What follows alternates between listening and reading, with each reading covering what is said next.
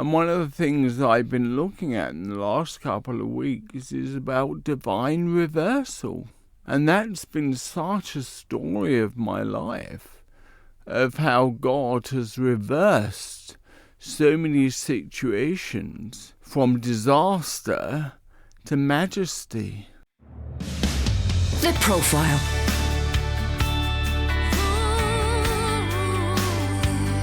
You're listening to Premier Christian Radio. Where faith comes to life. Hello and welcome to The Profile, here on Premier Christian Radio with me, Sam Hales. The Profile is the show where we delve into a person's life, faith and testimony, and it's brought to you in association with the UK's leading Christian magazine. That's Premier Christianity Magazine, the magazine that I edit. If you would like a free copy of the latest issue of our print magazine, why not head to premierchristianity.com/free sample. Simply type your details in and we'll send you a free copy of the latest edition. But now today here on The Profile, I'm delighted to say I'm speaking to Canon Andrew White, also known as the Vicar of Baghdad.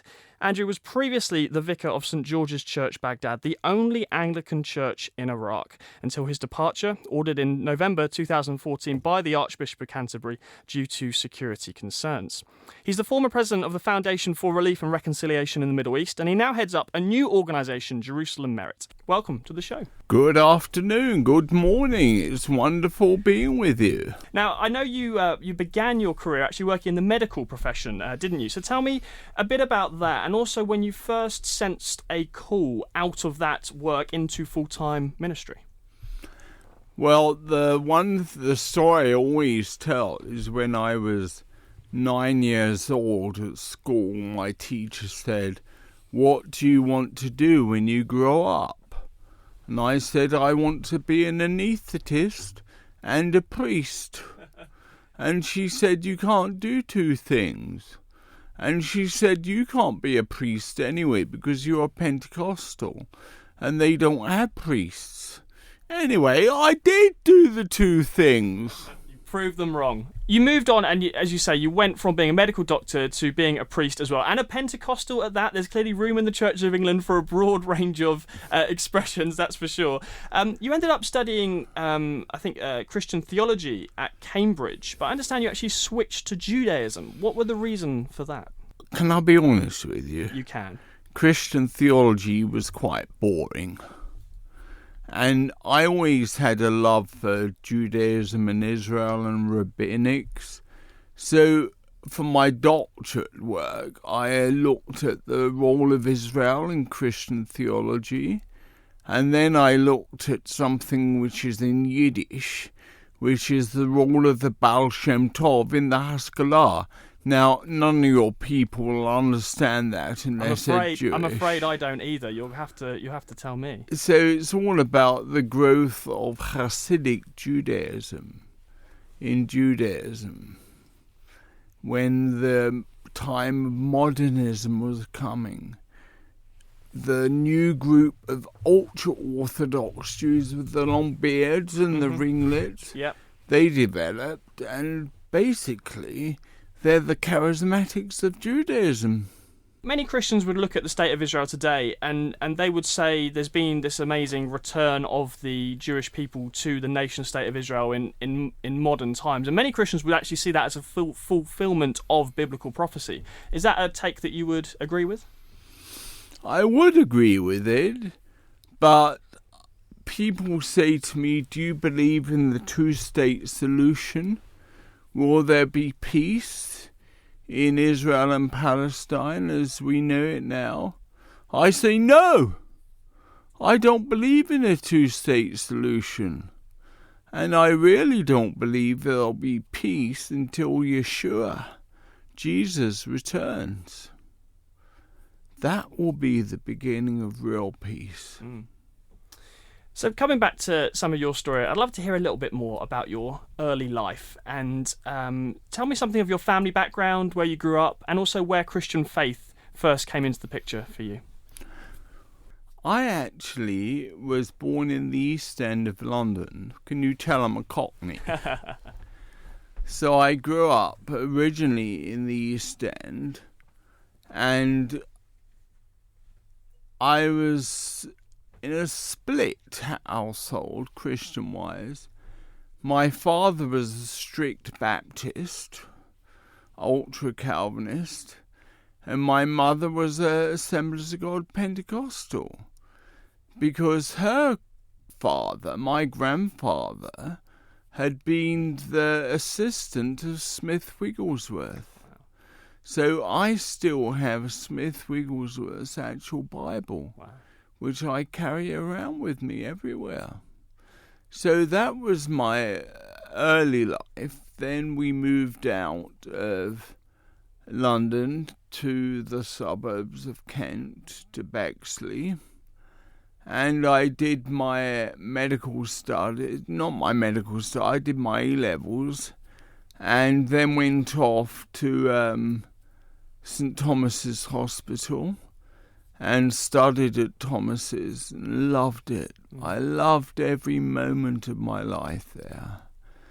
And it was quite strange because in my youth I had lots of medical problems. I had recurrent bouts of septicemia caused by a terrible wound I'd got when I just fell off my bicycle. But the thing is that I was eventually healed by God and could get into my medical training. And it was wonderful. How would you say your Christian faith has changed and developed since that early life? So growing up in a Christian environment, Christian family, how does faith today look different from the faith of your childhood? Well, it's very interesting because I never really had a conversion experience, because as a young boy I was told to love Jesus and to talk to him every day, and he would talk to me, and I've done that every day. And the thing which really is different in my life from so many people is that I've never had a down point in my Christian life. I've always loved Jesus. Even at Cambridge, I didn't have questions about my faith. And I really thank God that my sons have really followed in those footsteps. My boy, when he was at Cambridge doing theology in Chinese, even he didn't have questions about the reality of his faith. The only thing I don't understand to this day, I can't really understand the Trinity. I believe it, but I don't have a theological understanding of it. I've interviewed a number of people, Canon Andrew White, and I would say very few people who've sat in that chair have claimed to understand the Trinity either. It's not an easy theological concept for us to get our It's heads a around. mystery which is real. We live with God, who is Father, Son, and Holy Spirit. And is there a sense in which your background, Christian upbringing, perhaps especially the Pentecostal element of your upbringing, would have emphasised having that personal experience and relationship with God? Which, I don't want to say having that personal experience means the questions don't matter, but there is a sense in which, even though it's subjective, if you've experienced something for yourself, that helps when we wrestle with questions, because you have you can fall back on, well, I know something happened to me. I know I hear God speak to me, and so therefore the questions aren't to be feared, perhaps, in the same way. Absolutely. It's a real challenge to live my faith out when my body doesn't work, and I've really got to keep believing and trusting that God will bring healing to me. And that's probably the biggest challenge to me at the moment. Yes. But I know that God is here, and His Spirit is with me, and He will revive me. I want to talk some more about that and get an update on your health, which I know has been something you've wrestled with for decades now. But just before we get there, you're well known as someone who has promoted reconciliation. That's been a word that has marked out so much of your life. Looking back at family upbringing, are there any signs as you look back, that might have been something in your future? Was this something that was this a value that you were instilled with at an early age to bring people together and to work together for reconciliation? Where do you think that idea came from? My initial introduction to reconciliation was when the Jews and the Christians fell out when I was a student. I was a very strange student because I wasn't just a member of the Cambridge University Christian Union. I was also a member of the Jewish Society. And when the KIGU, the Christian Union, decided to invite Jews for Jesus to their mission, the Jews were really upset. And the result was I founded a group called QJAC, Cambridge University Jews and Christians. And that was the first reconciliation work I did, bringing Jews and Christians together. All those people who were afraid of each other became best of friends.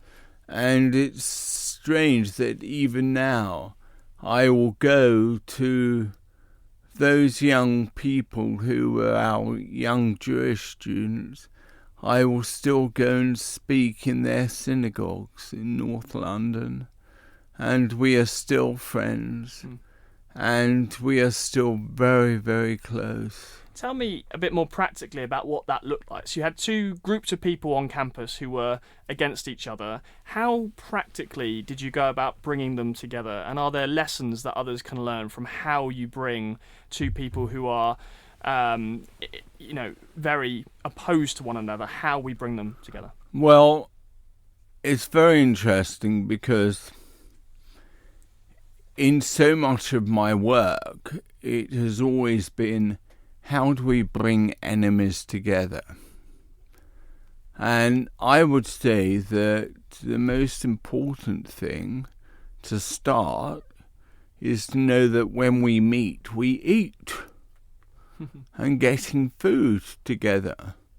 And with the Orthodox Jewish community, all that food has got to be kosher.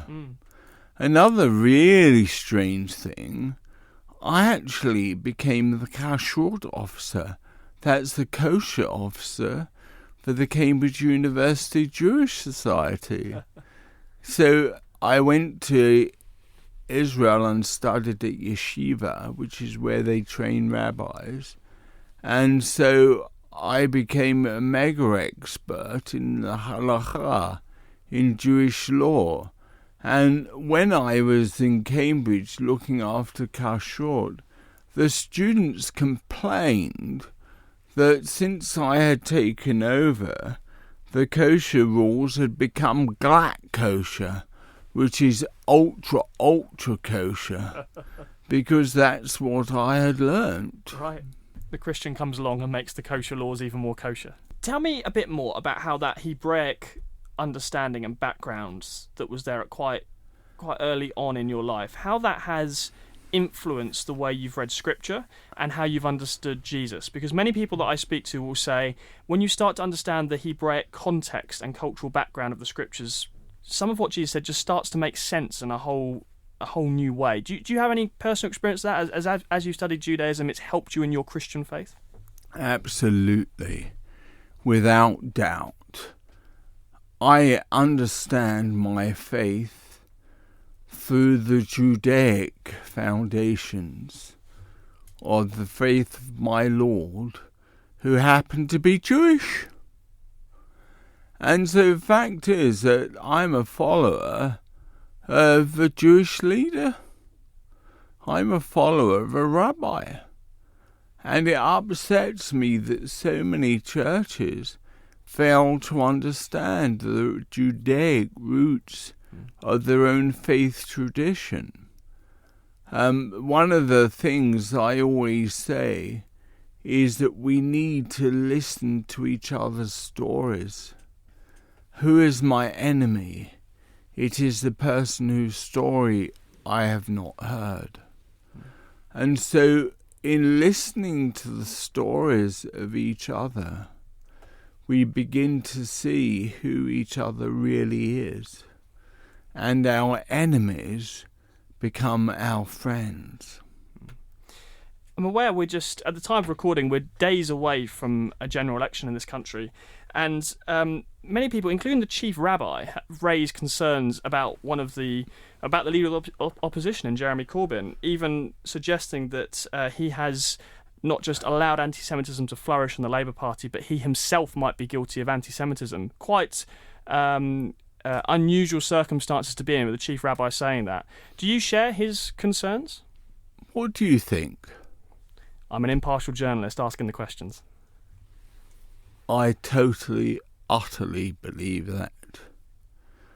The thing is that we have seen a rapid growth of anti-Semitism in British society, and we have to do everything to stand against it and say no, we are not going to hold for it. And sadly, even much of the church has developed this radical BDS movement, boycotts and discrimination and sanctions. I think it's boycotts, divestment, and sanctions. So this boycotts, divestment from Israel, yeah, and sanctions, BDS, and that is a religiously sanctioned way of developing an anti-Semitic approach.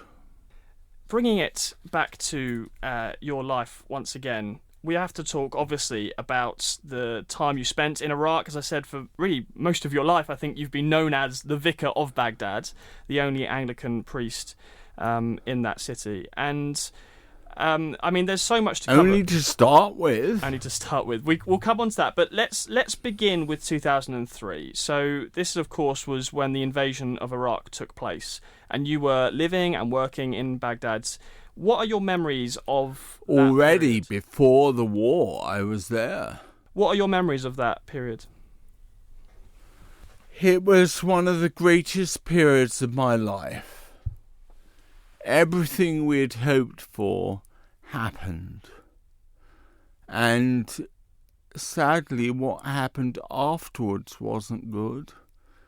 But it really was an incredible triumph for all Iraqis at the time. You're talking about the invasion being a triumph? Yes. Why do you say that? Because the regime of Saddam Hussein was so evil and so corrupt. Everybody lived in fear, and everybody was looking for a solution. Sadly, getting rid of one Saddam has created 1,000 Saddams. Many people have pointed to ISIS specifically as the outworking of this, and I suppose some would look at the political situation, they would say, yes, you removed one dictator in Saddam, and yet something far worse in ISIS has risen up in its place. Would you agree with that analysis? Yes, it's true. I suppose it's always easy, isn't it, with the benefit of hindsight to ask questions like this, but nevertheless, some are asking questions of, well, does that mean that the invasion itself was wrong because of what it's led to? It's led to something far worse than what Saddam actually was. I was a big supporter of the initial removal of Saddam, and I said, against many of the Christians' advice, this has to happen.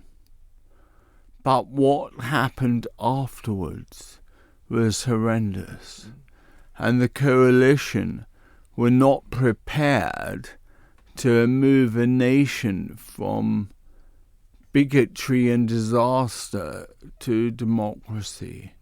And the Americans talked all the time about creating a democratic state. And Iraq is not a democratic state. And the solution to Middle Eastern rationality in government is not by having democracy. Democracy often leads to anarchy. I always say that what we need is benevolent dictatorship, like in Jordan, where the king has total power, but he's lovely. and he cares for his people. And you would prefer a benevolent dictator to democracy? Definitely. Because my experience of democracy is anarchy. And presumably you're talking mainly about the Middle East. I mean, you probably wouldn't say the same for the UK. You wouldn't prefer a benevolent dictator in the UK to our current system of democracy? No, I think in a place like the UK and the US, democracy is the way. Right. But why you doesn't need strong leadership. So why doesn't, if democracy is the way in the West, why doesn't it translate so well to Middle Eastern culture in your view? It's a totally different culture, and a culture which really looks to one person to provide the direction and the total empowerment of the nation. People don't just want to follow some democratic regime. They want to follow a leader. They want to see a strong, powerful, kind leader. Tell us the story of how you ended up in Baghdad in the first place. Well, I wasn't sent there because there was nobody who wanted me to go there. I just had an incredible feeling that God wanted me to go. And I prayed about it so much, and I tried various means to get in, and everything failed. And remarkably, when I actually prayed about it, God intervened. He's far better than any diplomat. And the next day I got a call from Tariq Aziz, who was Saddam's deputy, and it said, "Can you meet me in my office next Thursday at 5 o'clock?" And this was in 1997. And my interest in Israel was what originally gave me my interest in the whole of the Middle East. And so I had a strange life of going regularly from Jerusalem to Baghdad. And often I would go between the two in those difficult years. And the highlight of this ministry was when we managed to bring together the religious leaders of Israel with the religious leaders of Iraq.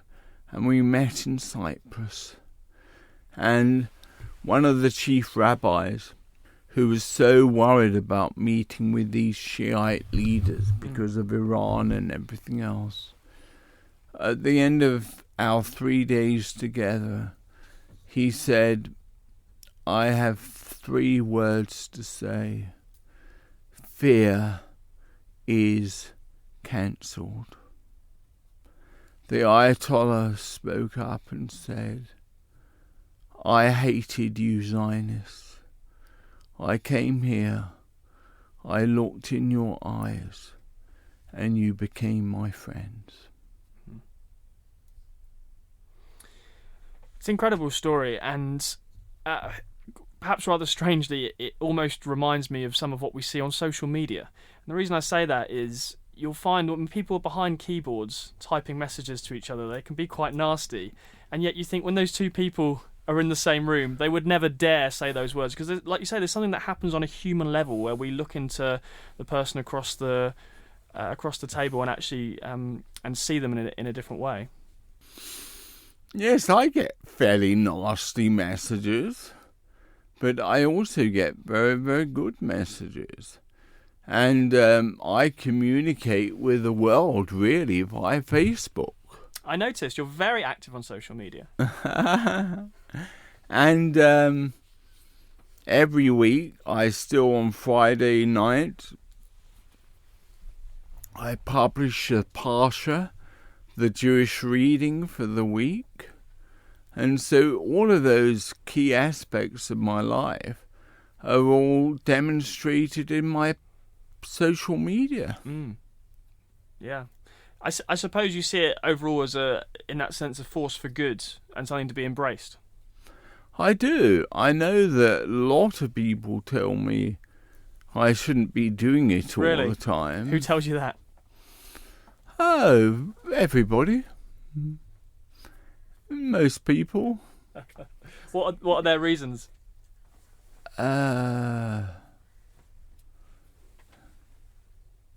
Because it means I don't sleep. Ah, okay. And all the time I'm working and talking with the people in Australia and America when I should be resting.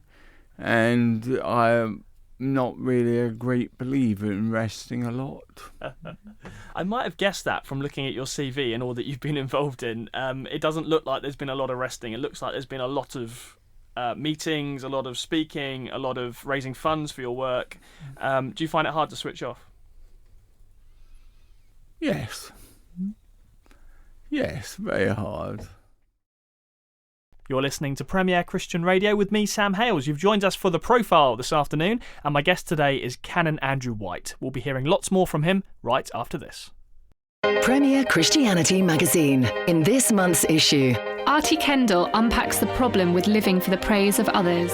Missionaries Shirley and David Donovan share their harrowing story of being kidnapped in Nigeria and how God protected them during their 22-day ordeal. And we speak to Louis Giglio about his life-changing ministry to university students. Plus, Tim Hughes reveals how he spends his money. for your free copy, visit premierchristianity.com/free sample. The Profile.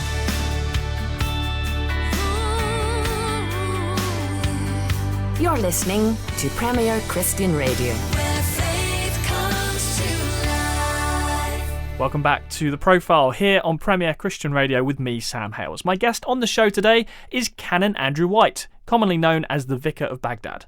Let's listen in to the rest of our conversation. What were some of the challenges you faced as a pastor, and what were some of the issues that you dealt with on a pastoral level when trying to lead people in a city like Baghdad? I'm thinking especially during a time of conflict. I'm guessing that your ministry as a pastor looked quite different there to what it would have done had you stayed here. Very different, and the aspect of my ministry there was I didn't just pastor this huge church, which ended up being 6,500 people, but I was also pastor to the US Embassy Chapel. Right. So the Coalition Provision Authority, Saddam's old palace, his throne room, became my chapel, and it was rather good. There's an amazing image on social media of you sitting on Saddam's throne. Yeah, that became my pulpit. It was quite interesting how the things of evil can become the things of God. And one of the things I've been looking at in the last couple of weeks is about divine reversal. And that's been such a story of my life, of how God has reversed so many situations from disaster to majesty. Let's talk about what happened some years later in 2014. I understand Justin Welby, the Archbishop of Canterbury, more or less ordered you to leave Baghdad for your own personal safety. And I get the impression, Andrew, that you were perhaps a little bit reluctant to go. Well, it's difficult when somebody who has worked with you suddenly becomes your boss. And he had been with me in Baghdad. And he said to me, Andrew, he said, "You're more use alive than dead. And if you don't get out of there, you won't be alive much longer." And the reality is, he was telling the truth.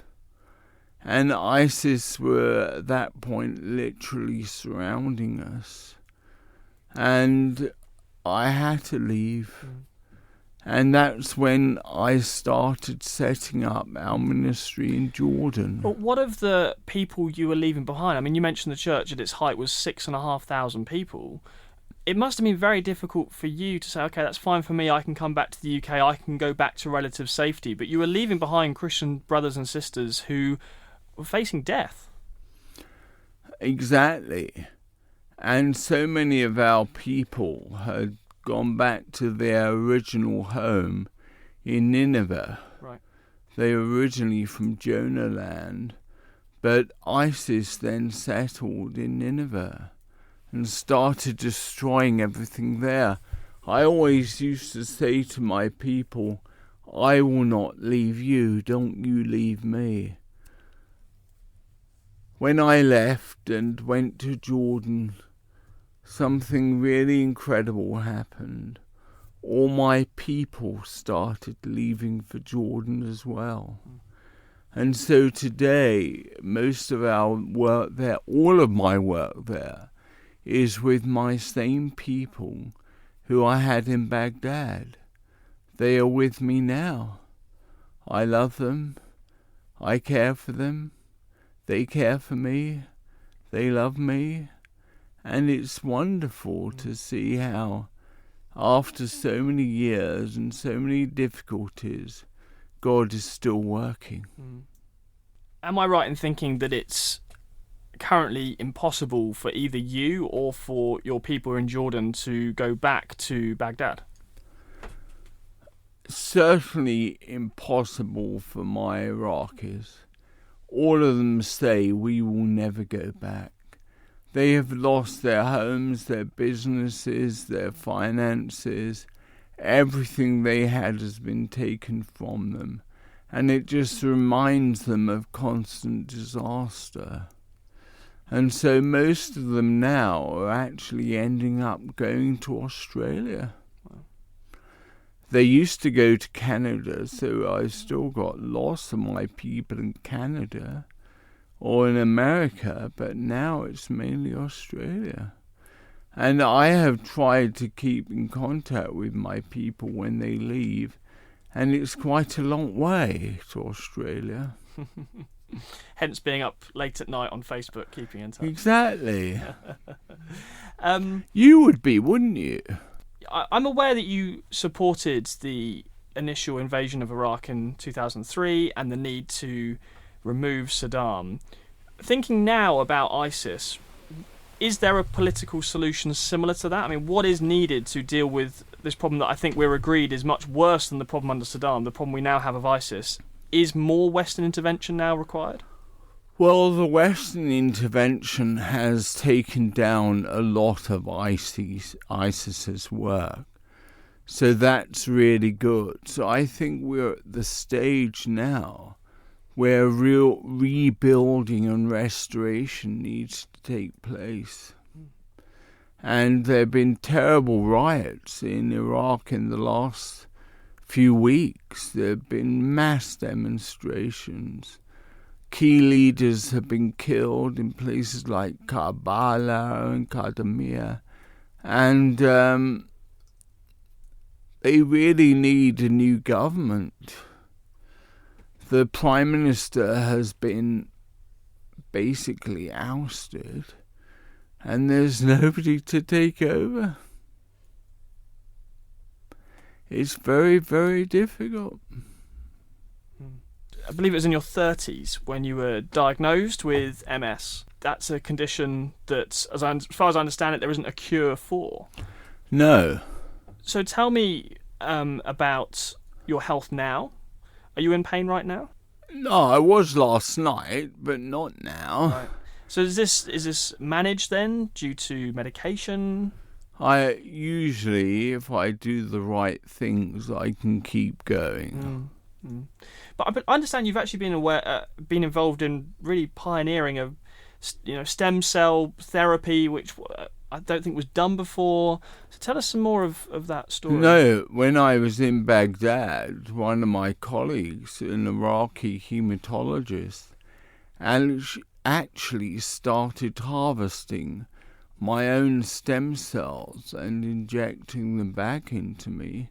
And that had a major transformation to my life. Unfortunately, when I couldn't go back to Iraq, the treatment stopped working, and that's what really led to my demise and the fact that I could no longer walk. So that treatment is not available anywhere else in the world? Even if it were, it doesn't seem to work anymore. Really? Yeah. What's the reason for that? I don't know. I think it's something to do with stopping it for such a long period. But despite everything, I can still manage to do all that I need to do. I'm still travelling around the world. I'm still looking after my people. I'm still ministering in the love and glory of God. And you expect to for some time yet? I do. Can you ever see yourself retiring? Well, the Church of England officially retired me. They sent me to all these different doctors, and they basically said I was too ill to work anymore. But I've never stopped. I want to talk a bit more about some of your charity work.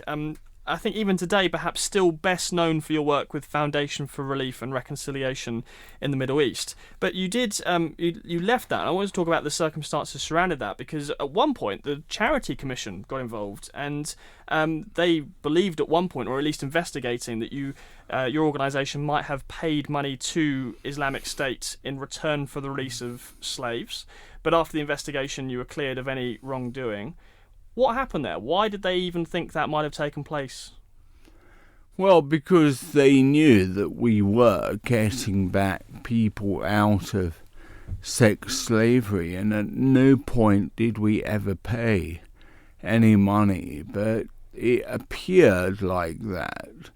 And so, in a way, I was liberated from all of that. The police did very intense inquiries and came back and said, we found no evidence to suggest that you were involved in this in any way. So how were... By that, we had set up our new foundation called the Jerusalem Merit, Middle East Reconciliation International.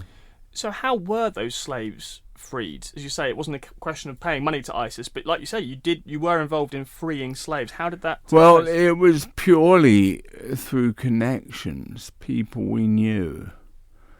And the one thing about peacemaking, you can only really do peacemaking if you know the bad people.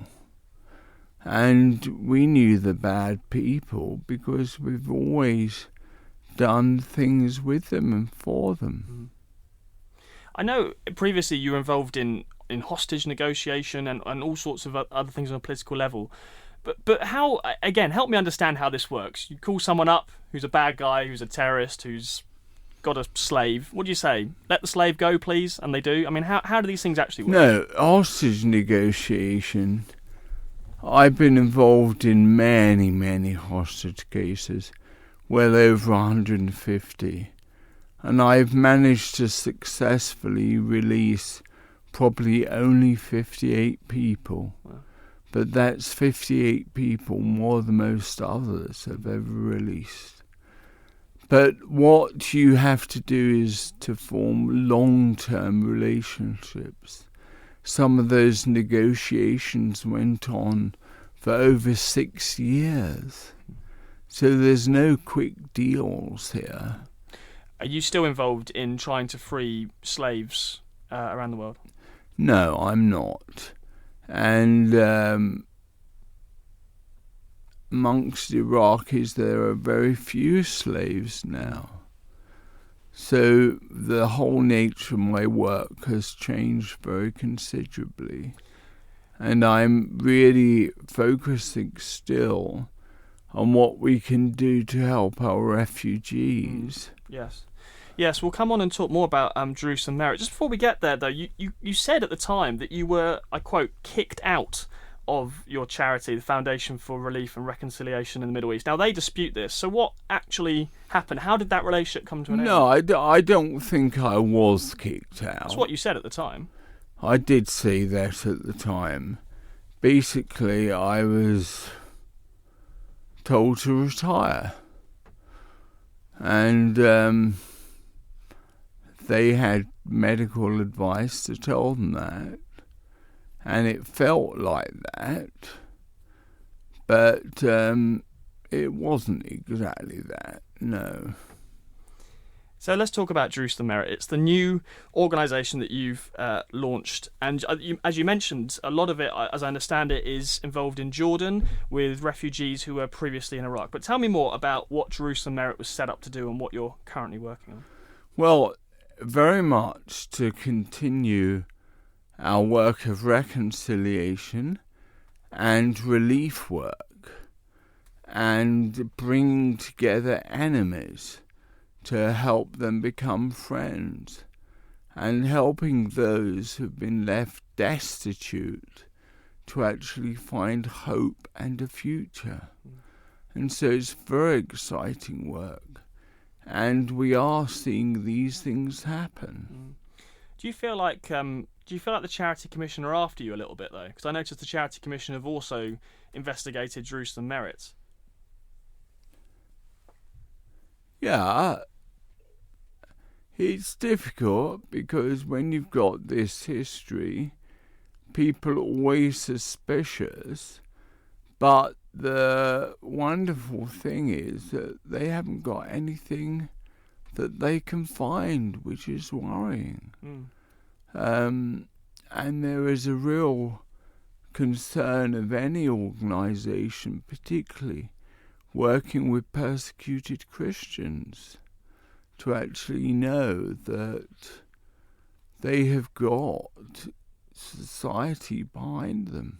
So you would say then that any investigation, you would say it's not based on any kind of fact. They haven't got a leg to stand on, and you'll be cleared of any wrongdoing in any of the charities that you've been involved in. Yes.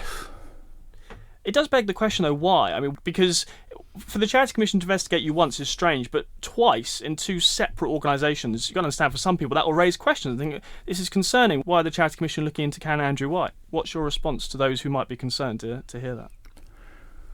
I would say to them, look at us and see what our real work is and see that what we're really doing for the protection of the marginalised and showing love to those who have no love. And we are not going to stop our work. What's been the best day of your ministry, and what's been the worst day? So many of my days, I'd say, have been the best days. The incredible miracles we saw of people, the resurrections we saw, the people being healed. What resurrections did you see? We saw several resurrections. Was this in Baghdad? Yes. People who died who came back to life? Yeah. The one story I mention often was of a young girl. Her father came to our clinic. Where I've worked, I've always had church and clinic. He came to our clinic and he said, Abuna, Father, can you help my daughter? She's in the university hospital and she's so ill. And I want her to be treated by you. I said, there's no way we can treat her. She's at the university hospital. What I can do is pray for her. And I know that Jesus will heal her. So we prayed with him for the restoration of his daughter. He went to the hospital. As he arrived, the doctor said, I'm so sorry. Your daughter died when you were away. And he cried and cried and cried. I told him to go back to the hospital, saying the name of Jesus in Aramaic, Yeshua, Yeshua, Yeshua. And so he was crying, desperate state. And he went to see her body, and he got hold of her, and he said, Yeshua, Yeshua, Yeshua. And she sat up, and she said, Daddy, I'm hungry. Can I have some food? So that was one of the really incredible stories. Wow. And that was a day we would never forget. And there are other stories as well like that. But the fact that she said she was hungry and wanted something to eat reminded me of the story in the Bible. Yeah, Jairus' daughter. That's exactly what happened. Jesus said. When he came back, I said, don't worry, it's happened before. How would you describe your calling? My calling is first and foremost to love the Lord with all my heart, with all my soul, and with all my mind. The words of the Shema Israel, and to love my neighbour as myself, and to feed the hungry, the imprisoned, those who are lonely, to set aside myself for the loving, through Christ, of God's people. As you think back over all that you've been involved in through the decades, do you have any regrets? I think I could have been a bit wiser at some occasions. In what way? Well, particularly with all this situation with the Charity Commission and the things which I was perceived as doing wrong then. It wasn't very wise to have talked about how we got people back from sex slavery. That's one of my big mistakes. I know you spend a lot of your time travelling, but you also spend plenty of time here in the UK. What is your perception of the health of the church in the UK? Do you think the church in the UK is in a good place? Are you optimistic? Are you pessimistic?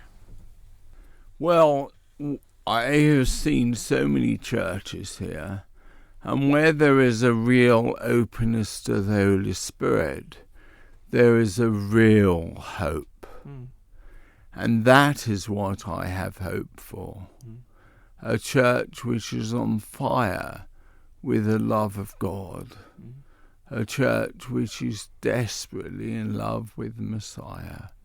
And a lot of my work now is connected with Bethel Reading, the School of Supernatural Ministry.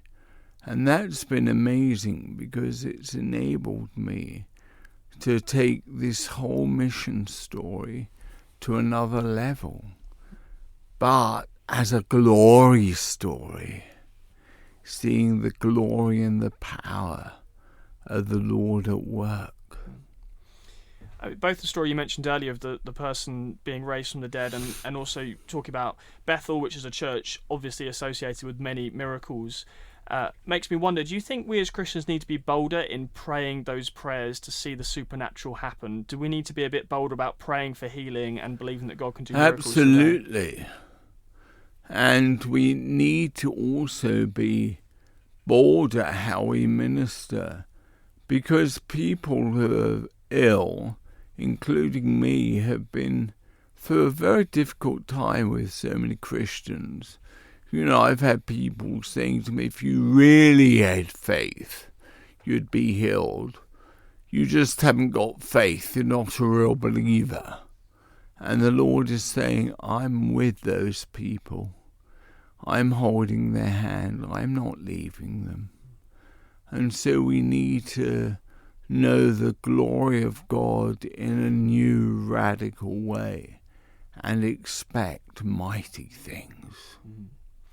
One of the things I love about your story is what you mentioned earlier about making friends or making connections with people who are regarded as enemies. And I know that would apply for many people you've met down the years. Are you still involved in those kind of conversations? I mean, who are the people who you would be happy to share a meal with and to talk to, who others might think, wow, I'm not sure if I could do that because I just see them as an enemy and it would be really hard for me to do that? Does that sort of thing still happen for you? It does, and there are many people who I want to meet and engage with, and I do meet and engage with, and I will be very soon. And so it's something which is still done, and we know that it doesn't have an end. So who's on your list, who you're next meeting? Well, I need to meet more with some of the major Islamic leaders in the region. I need to meet with the Ayatollahs and some of those people who themselves are struggling to rebuild. Where does sharing your faith come into these kinds of conversations? Is it a question of, in these meetings, you're not there necessarily to convince the Islamic Ayatollah to follow Jesus and become a Christian? You're there in a slightly different way to actually bring reconciliation between people, or do you not see it that way? Do you see it as where does evangelism kind of fall into those sorts of meetings? Well, in all my years in Baghdad, I never actually preached to people who were Muslims to convert. And yet so many people came to faith. And they came to faith because they were loved by us. And they were treated as people of the kingdom by us. And all of them came to faith when they saw the man in white. And so often Jesus was physically seen as the man in white, saying, "Come, follow me." Well, I wish we had more time to delve into those incredible stories, but sadly, the clock is against us. Canon Andrew White, thank you so much for coming in and sharing your story. Thank you very much. It's been good being with you. You've been listening to The Profile here on Premier Christian Radio with me, Sam Hales. This show is brought to you in association with the magazine that I edit. It's Premier Christianity Magazine. That's the UK's leading Christian publication, and we would love for you to have a free sample copy of the latest issue. You get the full edition completely free and delivered direct to your doorstep. Why not request one? premierchristianity.com/free sample. And the latest issue, we've got news, interviews, reviews, columnists, and loads more great content. It's all exclusive to Premier Christianity Magazine. You won't find this content anywhere else. So go ahead, request a free sample copy now, premierchristianity.com/free sample. We'll be back same time, same place with another great interview for you next week. See you then.